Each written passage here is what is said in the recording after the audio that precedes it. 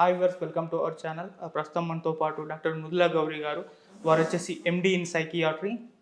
So వారితో పాటు కొన్ని ఆరోగ్య విషయాల గురించి తెలుసుకుందాం. So hi ma'am. హలో అండి. So first of all thank you so much ma'am, me valuable time ఇవాళ మా ప్రేక్షకులకు అందించినందుకు. సో ఇవాళ మనం డిస్కస్ చేయబోయే టాపిక్ లవ్ ఫెయిల్యూర్స్.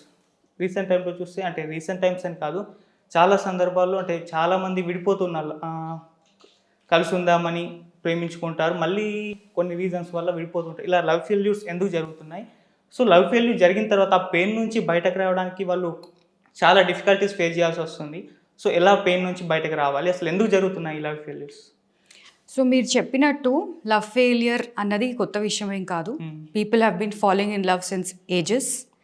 పురాణాల నుంచి, from history we know it is nothing new. ఇప్పుడు డిఫరెన్స్ ఏంటి, ఈ మోడర్న్ టెక్నాలజీతో మోడర్న్ లైఫ్లో డిఫరెన్స్ ఏంటంటే ఈజీలీ యాక్సెసబుల్ అవుతుంది. ఇంతకుముందు ఒక అబ్బాయి అమ్మాయితో మాట్లాడాలంటే దానికి ఒక పెద్ద ప్రాసెస్ ఉండేది. ఫోన్ నెంబర్ తీసుకోవడం అన్నా కానీ, లేకపోతే ఎదురొచ్చి మాట్లాడడం, లెటర్స్ రాయడం, ఇలాంటివన్నీ ఉండేవి. ఇప్పుడు మనకేంటి, సోషల్ మీడియా ఉన్నాయి, డేటింగ్ సైట్స్ ఉన్నాయి, డేటింగ్ యాప్స్ ఉన్నాయి. ఎక్కడంటే అక్కడ ఈజీగా కమ్యూనికేట్ చేయడం అవుతుంది. It has, as we know, social media has its advantages and disadvantages. ఇప్పుడు ఇందులో ఏమవుతుంది, సో ఈజీగా యాక్సెస్ ఉన్నప్పుడు ఈజీగా మాట్లాడడం అవుతుంది. అండ్ ఏ వయసులో ఉన్న పిల్లలు కానీ, టీనేజ్లో ఉన్నప్పుడు కానీ, నాట్ జస్ట్ టీనేజ్, ఈవెన్ పెద్దగా అయిన తర్వాత కూడా ఫస్ట్ టైం ఒకరితో మాట్లాడుతున్నప్పుడు ఆ ఇనీషియల్ వచ్చే అట్రాక్షన్, దట్ రిలీజెస్ డోపమైన్ అనమాట. సో మనకి అదొక హై లాగా వస్తుంది, హ్యాపీనెస్, ఫీలింగ్ ఆఫ్ హ్యాపీనెస్ వస్తుంది. దీనివల్ల ఆ ఇన్ఫాక్చునేషన్ వల్ల ఈజీగా అటాచ్ అయిపోతారు. We get use to that high. So దానికోసం అని చెప్పి మరలా మాట్లాడే వాళ్ళతోటి అని చెప్పేసి, that is the excitement that you get. So ఇది ఇలా అలవాటైనప్పుడు అది మనకి పర్మనెంట్ రిలేషన్షిప్గా మారడానికి చాలా టైం పడుతుంది. బికాస్ దిస్ ఇనీషియల్ హై అది అయిపోవాలి, తర్వాత రిలేషన్షిప్లోనూ ట్రస్ట్, అవన్నీ ఇష్యూస్ రావాలి. సో అది వచ్చేంత వరకు ఆగకుండా, ఆర్ రాదర్ మధ్యలో అయినా చిన్న చిన్న గొడవలో సమ్ డిసగ్రీమెంట్స్ ఏమైనా ఉండొచ్చు. ఈ హై ఎప్పుడైతే తగ్గిపోతూ ఉంటుందో అప్పుడు డిఫరెన్సెస్ వస్తాయి. And that is when you breakup అంటారు, లేకపోతే మీరు చెప్పినట్టు వేరే ఏదైనా కారణాల వల్ల they are not able to ముందుకు సాగలేకపోతుంది వాళ్ళ రిలేషన్షిప్. సో ఫస్ట్ ఈ ఇన్ఫాక్చుయేషన్ వస్తుంది. ఇన్ఫాక్చుయేషన్ నుంచి అది రిలేషన్షిప్ లెవెల్కి షిఫ్ట్ అవ్వాలి. రిలేషన్షిప్ నుంచి మనకి కమిట్మెంట్ అన్నది, ఈ ప్రాసెస్ అన్నది ఒక స్టెప్ బై స్టెప్ ప్రాసెస్ లాగా ఇప్పుడు ఉంది. ఇంతకుముందు you meet, fall in love and next marriage. That was our culture and that was our mind set before. ఇప్పుడు ఇలా ఉంది. కాబట్టి ఈ 3 ఫేజెస్లో ఎక్కడ బ్రేక్ అయినా కానీ డిఫరెంట్ లెవెల్స్ ఆఫ్ డిస్టర్బెన్స్ అని ఉంటుంది. ఇనీషియల్ ఇన్ఫాక్చుయేషన్ టైంలో బ్రేకప్ అయిందంటే ఇట్ ఈస్ వెరీ డిఫికల్ట్. ఎందుకంటే ఆ హైకి మనం యూజ్ అయిపోతూ ఉంటాం. It is like continuously we want. So ఆ టైంలో ఆ డోపమైన్ హై లో అవ్వడము, వేరే న్యూరో ట్రాన్స్మిటర్స్ మీద అఫెక్ట్ అవ్వడము, దాంతో ఎక్సైట్మెంట్ అనేది బ్యాడ్ ఎక్సైట్మెంట్ ఉంటుంది, గుడ్ ఎక్సైట్మెంట్ ఉంటుంది. ఈ బ్యాడ్ దాంట్లో ఏంటి, ఎందుకు మాట్లాడట్లేదు, ఎందుకు కాల్ చేయట్లేదు, బికాజ్ మనకి యాక్సెస్ ఉంది కదా. మెసేజ్ రాగానే అదొక నోటిఫికేషన్ రాగానే అదొక ఎక్సైట్మెంట్. సో మెసేజ్ ఎందుకు రావట్లేదు, ఇమ్మీడియట్గా రోజు చేసేది గుడ్ మార్నింగ్ గుడ్ నైట్లు ఎందుకు చేయట్లేదు, అదొక కోపం. సో ఆ హైలో కంటిన్యూయస్ స్టిమ్యులేషన్ అలా ఉన్నప్పుడు సడన్గా అది లేనప్పుడు they will keep chasing. So ఆ డిస్టర్బెన్స్ వల్ల ఏమవుతుందంటే, ఇప్పుడు ఇదే మనకి కంటిన్యూస్గా ఉంటుంది. They are not able to let go. లేకపోతే ఈక్వల్, ఇద్దరు అమ్మాయి అబ్బాయి both are in the same. ఒకరోజు మాట్లాడడం, ఒకరోజు మాట్లాడకపోవడం, అట్లా ఆ కన్ఫ్యూజన్ స్టేట్లో ఉన్నప్పుడు that it affects our brain and affects our neurotransmitters. So అది ఒకవేళ ఆ ఇమీడియట్ కాకుండా easily they are not able to let go కాకపోతే అప్పుడు మనకి డిస్టర్బెన్సెస్ వస్తాయి. ఎలాంటి డిస్టర్బెన్స్ వస్తాయి, మెయిన్ ఒకటి యాంగ్జైటీ అని ఉంటుంది. మెసేజ్ వస్తుందా లేదా, మాట్లాడతారా లేదా, కలుస్తానా లేదా, ఎప్పుడు కలుస్తాను. So this kind of that చూడడం అన్నది మనకి ఇప్పటివరకు తెలిసిన దాంట్లో అదొక హ్యాపీనెస్ లాగా ఫీల్ అయ్యేవాళ్ళు. వాళ్ళ కోసం వెయిట్ చేయడం, వాళ్ళ కోసం కలవడానికి కోసం వెయిట్ చేయడం, because it was a process. ఇప్పుడేంటి, మెసేజ్ ఇన్స్టెంట్. సో అది రాకపోతే disappointment. So that develops anxiety. That is one thing. ఆ యాంగ్జైటీ అన్నది ఆ కొంచెం టైంలో ఉన్నప్పుడు, then if they have anything to divert their mind. For example ఏదైనా జాబ్ చేస్తున్నారు, జాబ్లో డిమాండ్స్ జాబ్కి ఉంటాయి కాబట్టి కంప్లీట్ కాన్సన్ట్రేషన్ అక్కడ ఉండాలి. చదువు అంటే ఏమవుతుంది, మనకి కూర్చొని మన కాన్సన్ట్రేషన్ పెట్టి చదవాలి. సో అప్పుడు ఆ కాన్సన్ట్రేషన్ దొరకడం కష్టం అవుతుంది. Because constantly they want that ఆ ఇన్స్టెంట్ మెసేజ్ వస్తుందా, చెక్ చేయాలి ఫోను, ఆ డిస్ట్రాక్టబిలిటీ ఉంటుంది. కాబట్టి ఈ కాన్సన్ట్రేషన్ తగ్గుతుంది. అక్కడ మళ్ళీ మన స్టడీస్ ఎఫెక్ట్ అవుతాయి. తర్వాత ఇదే చిరాకుతో ఇంట్లో వాళ్ళు ఏదైనా అడుగుతారు, ఏం చేస్తున్నావు ఏంటి అని, ఇదే చిరాకు వాళ్ళ మీద పోతుంది. They will start shouting because ఇదే ఆ డోపమిన్ కావాలి మనకి, అది దొరకట్లేదు, so you get irritable. So at the same time ఒకవేళ ఈ రిలేషన్షిప్ ఏదైతే ఉందో దట్ అదర్ పర్సన్ వాళ్ళకి కావాలి అనుకొని if they are matured enough and they take inspiration, okay నాకు దీనివల్ల I want some future, like for example ఇప్పుడు అబ్బాయిలు ఎట్లా దీనికోసం నేను కష్టపడాలి చేసుకోవాలి అని కొంచెం మోటివేషన్ లాగా కూడా ఉంటుంది. సో దిస్ డోపమిన్ అన్నది it will helps in motivation also, but you should be able to understand that what is good for you, what is bad for you. ఇది చాలా కష్టం. అందుకనే మనకు వచ్చే డిస్టర్బెన్సెస్ ఫెయిలియర్ అన్న టర్మ్ వచ్చేది దానివల్లనే అనమాట. సో ఎక్కువగా అబ్బాయిలు డిస్టర్బ్ అవుతూ ఉంటారా లేకపోతే అమ్మాయిలు డిస్టర్బ్ అవుతుంటారా? ఈక్వల్ డిస్టర్బెన్స్ ఉంటుంది. దిస్ ఈజ్ అంటే ఒకళ్ళు అన్నది మనం మాట్లాడుకోవడమే, అంతకని ఇంకేం ఉండదు. But human beings are all the same, they do, everybody gets disturbed. అమ్మాయిలకి ఏంటి, they are more expressive. So వాళ్ళకి డిస్టర్బెన్స్ వస్తే అక్కడికక్కడ చెప్తారు, అయిపోతుంది. అబ్బాయిలు they are not that expressive and మన కల్చర్ కూడా డజంట్ అలౌ దెమ్. ఏంట్రా అబ్బాయి ఉండి ఇట్లా ఏడుస్తావా అమ్మాయి కోసము, ఆ టైప్ కల్చరల్ మన ఇలా ఉండొద్దు అని చెప్పి, అమ్మాయిలు ఇలా ఉండొద్దు అని చెప్పి ఒక రకమైన రూల్స్ ఉంటే, అబ్బాయిలలో ఉండొద్దు అని చెప్పి equally those kind of rules are there. ఆ రూల్స్ కోసము బోత్ సైడ్స్ స్ట్రగుల్. సో అబ్బాయిలకి ఏంటి, వాళ్ళు ఎక్స్ప్రెస్ చేసుకోలేరు, so they internalize lot of things. అది యాంగర్ లాగా బయటపడుతుంది, ఆర్ డ్రింకింగ్, ఫ్రెండ్స్తో వెళ్ళి డ్రింక్ చేయడము, అలా హ్యాబిట్స్ బయటపడతాయి. But right now almost all టీనేజర్స్ని చూస్తే, అంటే ఇప్పుడున్న టీనేజర్స్ 20s వాళ్ళని చూస్తే దే ఆర్ అబ్బాయిలు they is no difference. Girls also go and drink, అబ్బాయిలు కూడా go and drink. So there is no much difference in that. ఇంకొకటి ఏంటంటే అమ్మాయిలకి because of their hormonal changes in their cycles, ఒక టైంలో బాగా ఎక్సైట్మెంట్, బాగా కోపం ఉంటుంది. దెన్ ఆ టైంలోనే అబ్జర్వ్ చేసి ఓహో ఇది ఒక చిరాకులాగా, that also affects. So all these things have to be considered. ఇప్పుడు ఒక పని మనం చెయ్యాలా వద్దా, like for example falling in love అన్నది, అది గుడ్డా బ్యాడా అన్నది అది మన చేతిలో లేదు. ఒకవేళ అట్రాక్షన్ అవుతే అట్రాక్షన్ అయ్యింది, అది దాని తర్వాత మనం డీల్ చేయాలి. Okay. So that is how it is. Okay. ఇప్పుడు కొంతమంది అబ్బాయిలు చూస్తే లిమిట్స్ క్రాస్ అవుతూ ఉంటారు, అంటే ప్రేమించలేదని అమ్మాయిని చంపేయడము, లేదా వాళ్ళే సూసైడ్ చేసుకోవడం.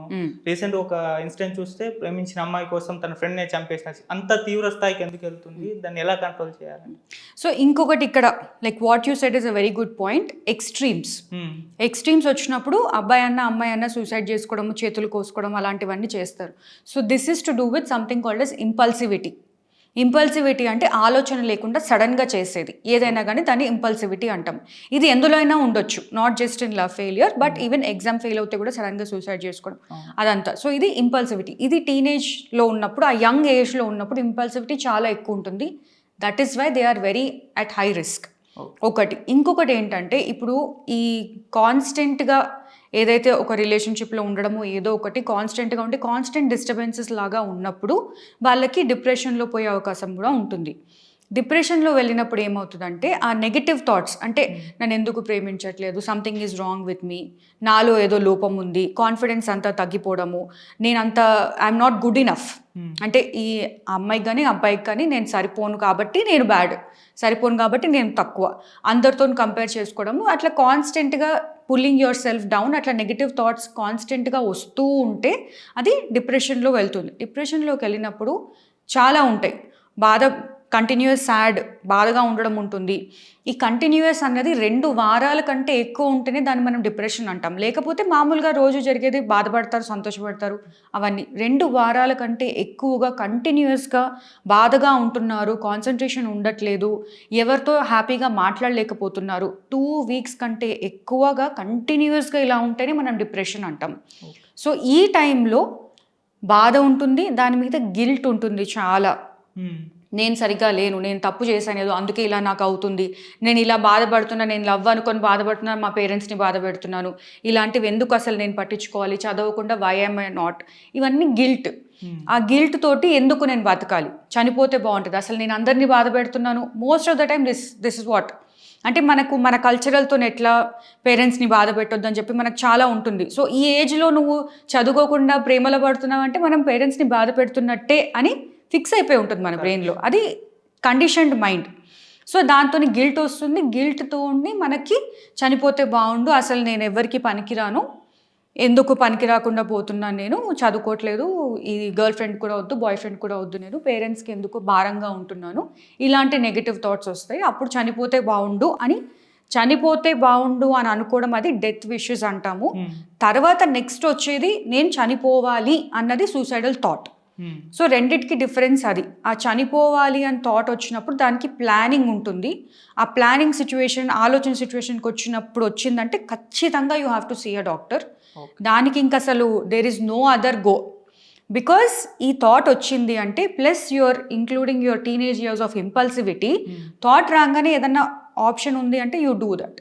నౌ డూయింగ్ బ్యాడ్, ఈ అమ్మాయి నాతో మాట్లాడట్లేదు, ఎందుకు మాట్లాడట్లేదు అని కోపం.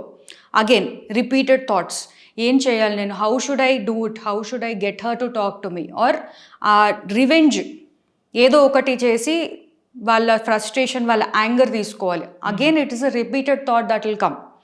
అండ్ రిపీటెడ్ థాట్ తోటి ఇంపల్సివిటీ సడన్గా. సో ఆ టైంలో ఇంకా వాళ్ళకి ఆ కోపంతో రివెంజ్ తీసుకోవాలన్న దాంతో ఇలా ఉంటుంది. How we can avoid this? educate them that okay, this is a part of life. ఇది ఒకవేళ కుదరకపోతే వేరే ఆప్షన్స్ ఉంటాయి అన్నది ఎక్కడ దొరుకుతుంది మీకు ఆ support? Mostly with the family. ఎప్పుడైనా కానీ పేరెంట్స్ తోటి ఏదన్నా చెప్పుకోగలిగే కాన్ఫిడెన్స్ పిల్లలకి ఉంటే ఇలాంటి ప్రాబ్లమ్స్ అసలు 70% ఉండవు. Because their safe zone is in the home. ఆ ఇంట్లో సేఫ్ జోన్లో నేను ఏమన్నా చెప్పుకోగలుగుతాను నా పేరెంట్స్తో, లేకపోతే ఈవెన్ బ్రదర్స్ సిస్టర్స్ అయినా కానీ ఫ్యామిలీతో చెప్పుకోగలిగేంత కంఫర్ట్ ఉన్నప్పుడే then they will be comfortable enough. చెప్తే దానికి most of the time parents తిట్టడం, కొట్టడం, అది కూడా మన కల్చర్లో నార్మలే. సో పేరెంట్స్ కూడా కొంచెం మారి ఓకే ఏం చెయ్యాలి, ఎందుకంటే వాళ్ళు కూడా కొట్టినప్పుడు again they will go in to that negative షెల్లోకి వెళ్ళిపోతారు. ఓకే నాకు ఇప్పుడు ఆప్షన్స్ ఏం లేవు, ఏదో ఒకటి చేసేయాలని చెప్పి. సో ఎడ్యుకేషన్, వేరే మీ ఫ్రెండ్స్లో ఎవరికైనా ఇలా ఆలోచిస్తున్నారు, అరే అమ్మాయిని ఇట్లా చేయాలరా, అదే అబ్బాయి ఇలా చేయాలరా అని చెప్పి ఎవరైనా ఉన్నప్పుడు టేక్ దట్ రెస్పాన్సిబిలిటీ. అది చాలా చిన్న responsibility. You don't have to take care of the person. Most of the time ఏమవుతుంది, అబ్బా వీడిని చూసుకోవాలి ఇప్పుడు అని చెప్పి అదో పెద్ద రెస్పాన్సిబిలిటీ లాగా ఫీల్ అయిపోతారు. But that is not required. You just have to take them to a professional. ఎంత ఎక్స్ట్రీమ్ వరకు ఉందో థాట్ అనేది ప్రొఫెషనల్గా తెలుస్తుంది. ఓ చిన్న బిట్ చెప్తారు ఫ్రెండ్స్కి, ఇలా అనిపిస్తుందిరా నాకు, ఇలా చేయాలరా అని చెప్పేసి చెప్తారు. But if your friend also is instigating you, అవునరా ఎందుకు చేస్తుందిరా అలా, లేకపోతే ఎందుకు అలా చేశాడు వాడు అని చెప్పి ఇన్స్టిగేట్ చేసే వాళ్ళు ఉంటే ఇట్ విల్ బికమ్ వర్స్. లేదు ఇలా చెయ్యొద్దు, will take help. Any time you have to involve the family members compulsory. ఏమన్నా లైఫ్లో ఏమన్నా అవుతే మనకు ఇంట్లో ఎవరైతే మీ ఫ్యామిలీ మెంబర్ రెస్పాన్సిబుల్ ఎవరైతే మీకు ఉంటారో వాళ్ళ హెల్ప్ తీసుకోవాలి. లైక్ ఫర్ ఎగ్జాంపుల్ ఇప్పుడు ఎవరైనా ఫ్రెండ్ తీసుకొచ్చారంటే, ఇట్లా బాబు మా ఫ్రెండ్ డిప్రెషన్లో ఉన్నాడని చెప్పి if they come to me, what I will tell is ఎవరైనా ఫ్యామిలీ మెంబర్ని తీసుకొని రండి. మేము మెడిసిన్స్ రాసి ఇవ్వడము, ఏదైనా అడ్వైస్ ఇస్తాం, బట్ ఆ అడ్వైస్ ఫాలో అవుతున్నారా లేదా అన్నది ఇంట్లో వాళ్ళకే తెలుస్తుంది. Or if you're in a hostel, if you're in a PG, then definitely your roommate, అప్పుడు కూడా family member has to be informed. Because మన కేర్ టేకర్ అన్నది ఎవరో ఒకళ్ళు ఉంటారు, mother, father, guardian, whoever it is, that person has to be informed. Responsibility తీసుకునేది only వాళ్ళు and doctors, medical professionals. That is how you should go about.